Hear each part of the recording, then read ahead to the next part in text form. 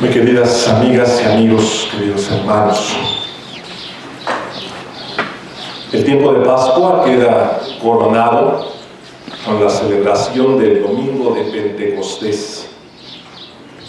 Sabemos bien el significado de esta fiesta, el Espíritu Santo que desciende sobre los apóstoles que se encontraban encerrados, dice la Biblia, por miedo a los judíos. Entendemos por la fe y la tradición popular que estaba ahí también con ellos la Santísima Virgen María. La primera lectura de hoy, que es del libro de los Hechos de los Apóstoles, nos hace una narración muy detallada de este acontecimiento. Y en el Evangelio de San Juan también encontramos una versión que complementa, por así decirlo, lo que sucedió en ese momento. Dice el Evangelio que Jesús resucitado se apareció a los apóstoles que se encontraban encerrados y les dijo: la paz esté con ustedes. Les muestra las manos y el costado, sus heridas, sopla sobre ellos y les dice: reciban el Espíritu Santo. Cuando el Espíritu Santo desciende, y aquí sigo con la versión de la primera lectura de hoy, se escuchó un ruido muy grande, un estruendo, hasta tal punto que mucha gente empezó a acercarse a la casa de donde había provenido ese ruido. Era muchísima la gente porque en Jerusalén había una fiesta. Y había, dice la primera lectura de hoy, gente que había venido de distintos países, que hablaban distintas lenguas. Por supuesto que primero es el temor de un gran ruido que no sabemos por qué sucedió. Y después el asombro, las puertas de la casa y las ventanas abiertas.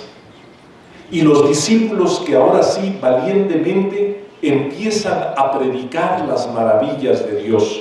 Pero lo sorprendente, señala la primera lectura, es que cada quien entendía en su propia lengua lo que se estaba predicando. Y es ahí donde viene la sorpresa. ¿Qué es esto? ¿Qué está pasando? Aquí vemos gente de muchísimas lenguas, gente venida de muchas partes. Y cada uno los oímos hablar de las maravillas de Dios en nuestra propia lengua. Este acontecimiento del don de lenguas, de la predicación, que se entiende en los distintos lenguajes, desde luego que hace referencia a un acontecimiento que nosotros conocemos bien y que es todo lo contrario cuando la gente se confunde. Recordarán ustedes el acontecimiento de la Torre de Babel. De hecho, la palabra Babel significa confusión. Y vale la pena que nosotros lo señalemos para que podamos entender el sentido de lo que está pasando en Pentecostés. El libro del Génesis cuenta que la humanidad hablaba un solo lenguaje, una sola lengua. Y de repente hicieron un descubrimiento de última generación, un descubrimiento tecnológico que a nosotros hoy nos puede parecer de risa, pero que para aquel tiempo iba a revolucionar, por así decirlo, la manera de vivir de las personas. Dice la Biblia que la humanidad descubrió que con el barro cocido se podían hacer tabiques y que con los tabiques se podían hacer construcciones. Ese fue el gran descubrimiento. Para nosotros esto puede parecer ridículo, pero en realidad la enseñanza es muy seria. Porque la humanidad, cuando descubrió que podía hacer grandes construcciones, lo primero que le vino a la cabeza fue: ahora sí, nada nos va a detener. Somos invencibles. Vamos a hacer una torre tan grande que llegue hasta el cielo para que podamos estar con Dios de tú a tú. Vamos a estar como iguales.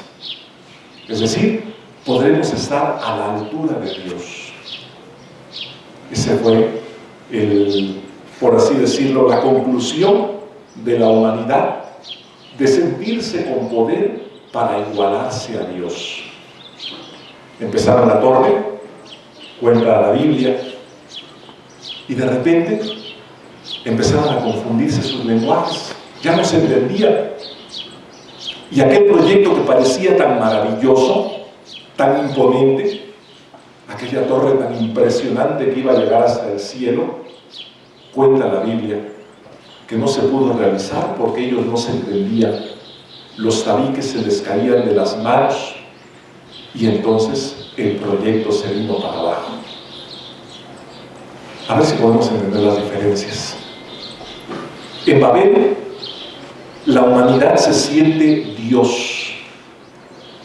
Tal vez esto sea un cuento árabe, pero la enseñanza es la misma, porque hoy en el tiempo moderno, tantos avances tecnológicos, tanta ciencia, tantos descubrimientos, tanto poder, tanta riqueza en algunos.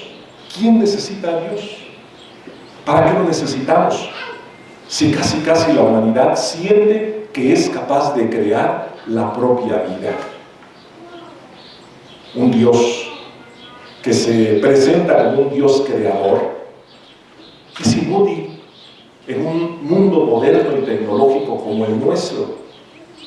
Ese es el pensamiento de aquellos que se creen autosuficientes, se creen poderosos, ricos, muy sabios, hasta tal punto que son capaces de retar al mismo Dios.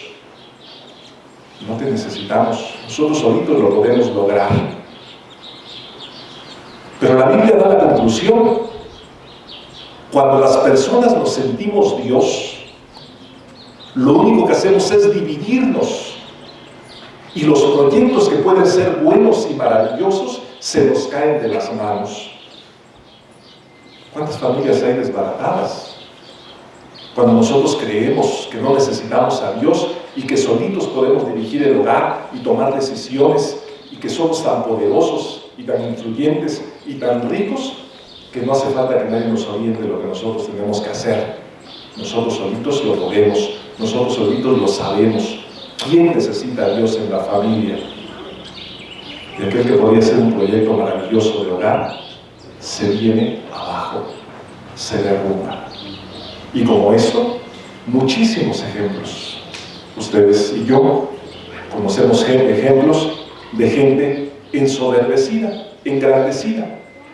Lo único que tenía era poder, o lo único que tenía era dinero, y se sentía tan poderoso y tan intocable que de repente cae, se derrumba, se desbarata, se desvanece. Eso es lo que sucede cuando las personas queremos ponernos en el lugar de Dios.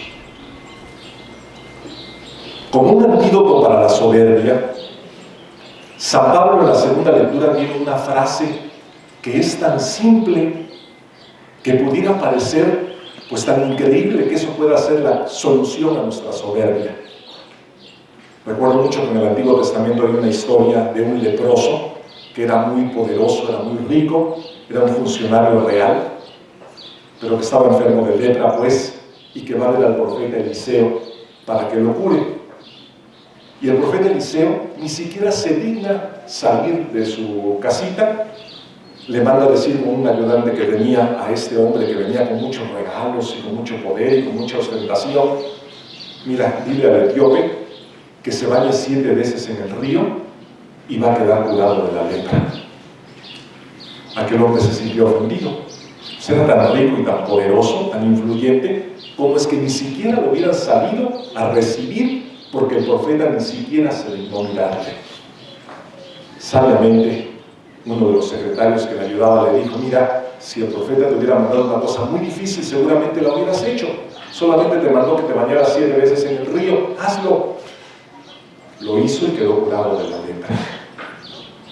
Me sorprende que la Biblia, para los problemas más difíciles, siempre tenga soluciones sencillas, simples. La Eucaristía, por ejemplo, es una respuesta muy simple de Dios, hasta tal punto que mucha gente ni siquiera cree que Dios esté realmente presente en la Eucaristía. ¿Cómo es posible que, siendo tan poderoso, está en la Eucaristía? Así es de Dios, así es Dios de simple. Y la respuesta que da la segunda lectura de hoy, como un antídoto a la soberbia, es: nadie puede llamar a Jesús Señor si no es bajo la acción del Espíritu Santo. Es decir, déjense llenar por el Espíritu de Dios y reconozcan que Jesucristo es Señor. Solamente Él es Dios. No debemos de ambicionar quitarle el lugar que le corresponde a Dios. Esa era una tentación de Lucifer, de Satanás. ¿Quién como yo? Va a gritar Satanás. Y Miguel le tiene que decir: ¿quién como Dios? ¿Quién como Dios? No podemos nosotros sentirnos engrandecidos, ensoberbecidos, hasta tal punto que de una manera muy absurda creamos que casi somos Dios con el poder que creemos o sentimos tener. Jesucristo es Dios, y quien reconoce a Jesucristo como Señor, como Salvador, entonces es capaz de superar, de dominar la ambición, de la soberbia, del engreimiento, del poder.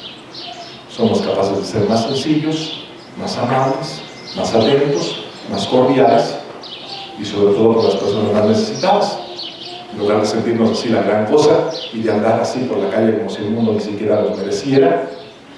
Reconocer que Jesucristo es Dios, antídoto contra nuestras ambiciones y contra nuestros impulsos, nuestros deseos de grandeza. Y es donde podemos entender la diferencia, y con eso termino. Babel es confusión, todo se fragmenta, todo se dispara en 1000 pedazos, todo se divide.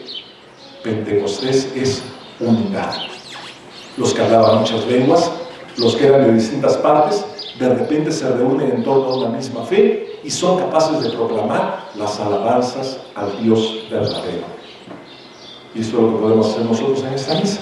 Venimos de distintos hogares, venimos de distintos lugares, pero nos unimos en la alabanza, nos unimos en la oración, en la acción de gracias, reunidos por el poder del Espíritu Santo. Permitan que el Espíritu Santo les inunde en este día y alabemos a Dios por todas las fuerzas de nuestro corazón.